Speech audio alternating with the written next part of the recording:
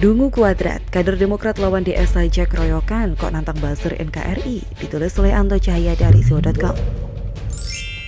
To the point, Andi Arief menuduh buzzer pemerintah penyebab rusaknya negara akhir-akhir ini. Lantas ia menegaskan siap perang. Kemudian Rocky Gerung, pernyataannya juga tak jauh beda, bahkan menambahkan kalau buzzer itu dungu dan jahat. Ada pula Rahlan Nasidik yang membandingkan demo di saat presidennya SBY dengan menampilkan foto di akun sosmednya. Seolah hendak mengatakan peran oposisi, sungguh menggelikan. Ia lupa atau pura-pura dulu masih zaman 2G, 3G. Kasihan sekali sampai segitu upayanya. Baiklah, simak penjelasan berikut ini. Sudah kiranya cukup 3 orang itu saja dulu sebagai contohnya. Sebelumnya saya juga sudah menulisnya. Demokrat siap perang lawan buzzer, netizen katakan tidak padahal korupsi. Andi Arief, Rocky Gerung, dan Rahlan rupanya sudah siap untuk dikuliti oleh para buzzer yang cinta NKRI. Pernyataan merusak negara, dungu dan jahat adalah sebuah penghinaan bagi rakyat. Mereka tidak sadar bahwa tuduhannya itu sama saja ditujukan kepada rakyat. Terutama kepada rakyat yang dengan sukarela menjadi pembela pemerintah yang terlihat memang sedang serius bekerja mengatasi kondisi saat ini yang butuh sinergi. Nah, banyak rakyat yang membela pemerintah lantas dipahami banyak tokoh oposisi sebagai buzzer ini jelas keblinger. Jika mau jujur antara buzzer pemerintah yang dimaksud oleh mereka dengan pembela pemerintah yang bertindak dan bergerak secara sukarela karena kecintaannya pada sosok Jokowi itu memiliki tujuan yang sama, melindungi negeri. Jadi, sebutan buzzer pemerintah atau buzzer rupiah itu siapa? Mengapa tidak disebutkan saja satu persatu orangnya jika berani, lalu beberkan bukti-bukti secara otentik? Jangan hanya menyebutnya secara general, jadi jelas bukan ngambang tak tentu arah tembakannya macam orang mabuk saja.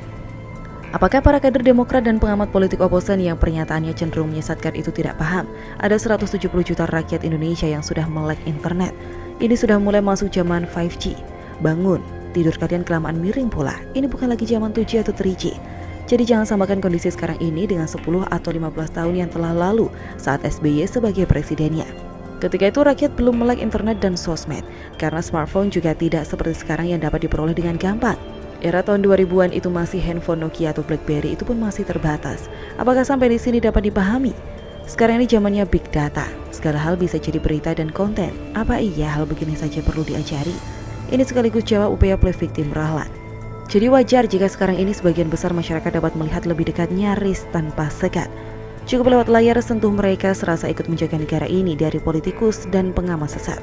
Duhai para politikus, pengamat sesat dan simpatisan pembenci Jokowi, apa mata kalian tidak melihat? Apa hati kalian penuh dengan hitam jelaga sehingga tidak ada ruang sedikit saja untuk mendinginkan suasana? Oh ya, apakah kalian tidak merasa ditampar ada rakyat Indonesia keturunan Tionghoa yang sudah sumbang 2.000 miliar atau 2 triliun tanpa banyak liputan, bolak-balik conference macam kebiasaan SBY bos kalian? Nah, itu bentuk nyata berbuat untuk sesama di masa pandemi. Coba kalian pengamat dan para pembenci itu sudah berbuat apa? Paling sumbang nyinyiran yang dipahami sebagai kritikan. Jika para kader Demokrat itu bertekad bulat benar-benar mau perang melawan buzzer, maka tak perlu dikomando dan diorganisir. Para pecinta NKRI sudah pasti akan ladeni dengan senang hati. Kerahkan saja para buzzer Demokrat, pasti rakyat pecinta NKRI bakal menyambut dengan hangat dan pastikan hingga tahun 2024. Pada dasarnya mereka itu maunya enak sendiri, bebas ngebacot kepada pihak lain dengan narasi nyinyir, bau anyir tanpa dipikir asal pelintir.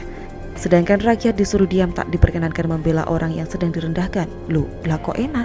Kalau mereka para politikus busuk dan pengamat sesat itu bebas berbicara, bebas kritik karena sembunyi di balik kata demokrasi, lalu apa bedanya dengan rakyat? Apakah tidak boleh juga menggunakan alasan demokrasi sebagai bentuk mengekspresikan diri? Jika serius mau melawan buzzer pemerintah, lalu kenapa para kader dan nyonya besar Demokrat memblokir para akun rakyat? Apakah memang begitu cara melawan buzzer? Sungguh tak gentleman dan terkesan amatiran. Baru kena satir dan sindir main blokir. Dan ini perlu dicatat oleh kader Demokrat. Perhatikan, ada 85.607.362 jiwa yang memilih Jokowi di Pilpres 2019. Tidak perlu semua, cukup 10% saja yang disebut buzzer pemerintah seperti tuduhan, maka akan ada 8.560.736 juta buzzer yang siap perang di udara. Bagaimana para kader Demokrat yang terhormat? Apakah siap? Ingin tahu lebih menarik? Yuk simak video selanjutnya. Dikawal Jenderal Loyal, Jokowi preteli kedibal negeri. Ditulis oleh Anto Cahaya dari siwo.com. Sejujurnya saya tidak dapat bayangkan ketika corona meluluh lantakan dunia dan juga negara kita Indonesia. Jika saja pemimpin tertinggi di republik ini bukan seorang Jokowi, ada sebuah bayangan mengerikan dalam benak yang beranak pinak. Sudah takdir Tuhan, Jokowi pada akhirnya kembali yang pegang kendali atas negeri untuk masa tugas hingga 2024 nanti. Bagi saya, ini bagian dari skenario Tuhan. Saya mencatat beberapa fakta yang mungkin tidak banyak orang tahu atau lebih tepatnya tidak mau tahu. Dan seterusnya setelah tahu berucap syukur atas kondisi negeri yang sebetulnya secara pertahanan ekonomi kita jauh lebih kuat dibanding negara lain. Saat musuh tak terlihat mengintai, menyerang dan mematikan setiap saat tak butuh syarat. Negara mana kiranya yang tidak kalang kabut atas serangan pandemi?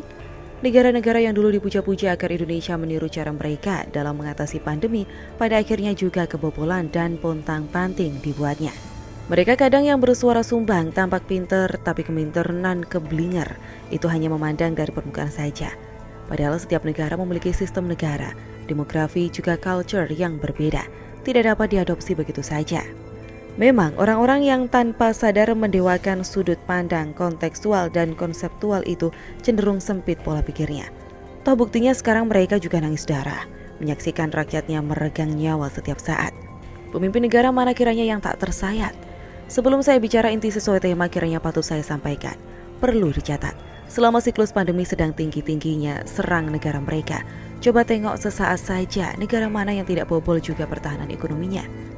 Semua pernah mengalami pertumbuhan ekonomi yang turun drastis, berusaha sekuat tenaga menangkis. Tak sedikit yang pertumbuhan ekonominya menukik tajam. Mencapai titik minus, kibarkan bendera putih menangis.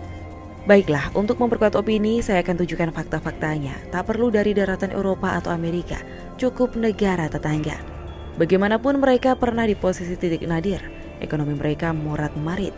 Kita flashback sebentar, berikut contohnya. Malaysia minus 17,1%, Singapura minus 42,9%, Filipina minus 16,3%, Thailand minus 12,2%, dan Indonesia minus 2,07%. Dari fakta tersebut kiranya dapat diambil sebuah kesimpulan bahwa racikan tim ekonomi Jokowi terbilang tangguh. Pengalaman matang seorang perempuan nan anggun bernama Sri Mulyani Indrawati sebagai Menteri Keuangan cukup mumpuni. Dan tentu peran kementerian lain yang bersinergi sehingga ekonomi tidak terkoreksi lebih dalam. Jika saja program-program stimulan pemerintah pusat dapat dijalankan dengan baik oleh Pemprov dan Pemda, besar kemungkinan lebih baik. Apakah fakta yang sungguh nyata itu juga belum mampu membuka mata dan hati kita semua? Negara adik kuasa sekuat Amerika saja harus menerima kenyataan pahit selama pandemi mengalami pertumbuhan ekonomi yang terkoreksi hingga minus. Mereka tak malu sudah menyebut dirinya resesi ekonomi. Sebagai gambaran, pada kuartal 2 tahun 2020 yang lalu, pertumbuhan ekonomi AS sempat dilaporkan minus 32,9%. Data dan fakta tersebut penting saya utarakan agar dapat gambaran secara global. Presiden Jokowi tidak main-main dalam mengawal rakyatnya. Tak dapat dipungkiri selama pandemi berlangsung banyak lawan politiknya yang memanfaatkan situasi. Sebetulnya mereka ini recehan dan gedibal politik, tapi terlampau noise di tengah konsentrasi tinggi layani rakyat dan usaha keras perbaiki ekonomi. Saya menyebut mereka recehan karena sebetulnya lawan politik paling tangguh Jokowi adalah Prabowo Subianto, sedang yang lain hanya gedibal politik saja, yang sangat mudah untuk dibuat bertekuk lutut. Setelah Prabowo Subianto dijadikan pembantunya dan masuk ke dalam pemerintahannya, praktis tidak ada lagi yang dianggap paling tangguh sebagai lawannya. Sebab Prabowo ini memiliki jaringan kuat tak hanya di akar rumput dalam bentuk simpatisan Gerindra yang militan, tapi juga yang kuat para birokrat, pengusaha dan para jenderal purnawirawan yang masih aktif dan loyal. Jokowi sudah pasti mengetahui dapur Prabowo Subianto CS dan memetakan sedemikian rupa. Bacotan para politikus busuk dan para pengamat langganan sekelas TV One juga channel YouTube pribadi mereka yang menuntut mundur Jokowi itu bukan ancaman yang berarti, tapi bukan berarti lepas dari pengamatan telik sandi. Akan tetapi sementara cukup dihadapi oleh relawan Jokowi dan pegiat sosial media yang cinta NKRI sudah cukup meredam provokasi. Lihat saja setelah Jokowi secara eksklusif singgung mereka, gerakan mereka cenderung reda. Tapi bukan Jokowi namanya jika tidak smart meredam kondisi. Jika sekelas Prabowo Subianto yang kuat saja dapat bertekuk lutut, apalagi yang hanya mengandalkan mulut. Perlu diketahui di dalam parlemen memiliki dukungan kursi yang tinggi. Selain itu Jokowi dikelilingi para jenderal aktif dan terkenal loyal. Polri dan TNI adalah kunci. Kepala Polisi Republik Indonesia saat ini Listio Sigit Prabowo tak lain adalah teman diskusi dan ngopi saat Jokowi masih menjabat wali kota Solo. Jenderal yang relatif masih muda ini orang kepercayaan Jokowi. Penunjukan sebagai Kapolri adalah langkah jitu Jokowi menempatkan bidak benteng dalam mengawal amanah yang diemban sampai aman hingga tahun 2024 nanti.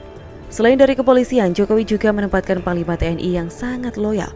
Marsikal TNI Dr. Hadi Cahyanto SIP adalah seorang perwira tinggi TNI Angkatan Udara yang menjabat sebagai Panglima TNI sejak tanggal 8 Desember 2017. Sejak tahun 2017, Panglima TNI telah teruji kesetiaannya dan mengawal Jokowi sampai detik ini. Terlebih baik Kasat Jenderal TNI Andika Perkasa, Kasau Marsikal TNI Fajar Prasetyo, dan Kasal Laksamana TNI Yudo Margono, kesemuanya adalah bidak terpilih yang memang diinginkan oleh Jokowi. Jadi para pengacau yang punya niat jahat memanfaatkan situasi harap mengurungkan niat jika tak ingin disikat hingga sekarat. Ada tempat yang lebih tepat jika ingin berkuasa, yaitu di tahun 2024, maju dan bertanding secara gentle melalui perhelatan pemilu, bukan justru memanfaatkan situasi yang sedang berat menimpa rakyat dengan provokasi-provokasi murahan tanpa nurani.